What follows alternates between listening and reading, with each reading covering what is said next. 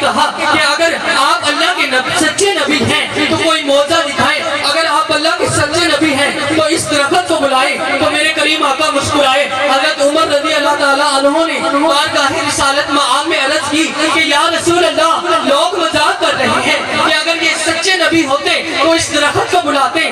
سامعین محترم قدر، میرے کریم آقا نے عشاء کی نماز پڑھائی اور جب باہر آئے دیکھا کہ مجمع لگا ہوا ہے۔ میرے کریم آقا نے پوچھا کہ کیا معاملہ ہے؟ تو لوگوں نے عرض کی کہ یا رسول اللہ، یہودی مزاق کر رہا ہے کہ اگر یہ نبی سچے نبی ہوتے تو اس درخت کو بلاتے۔ تو میرے کریم آقا نے یہودی سے مخاطب ہو کے فرمایا کہ او یہودی، یہ کیا کمال کہ میں درخت کو جا کے بلاؤں، تو خود ہی میرا پیغام دے دے کہ تو جا اے درخت، تجھے محمد عربی بلا رہے ہیں۔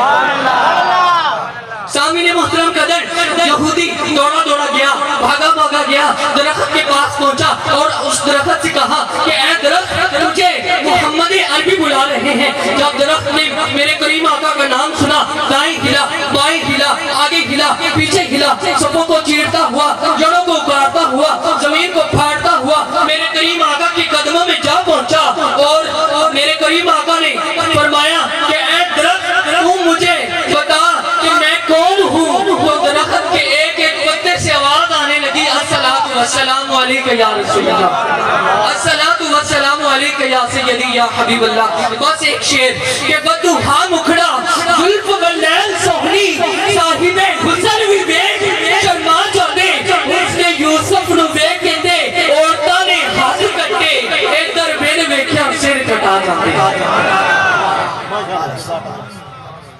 ماشاءاللہ بہت ہی خوبصورت انداز کے ساتھ آقا کی لب کشائی کا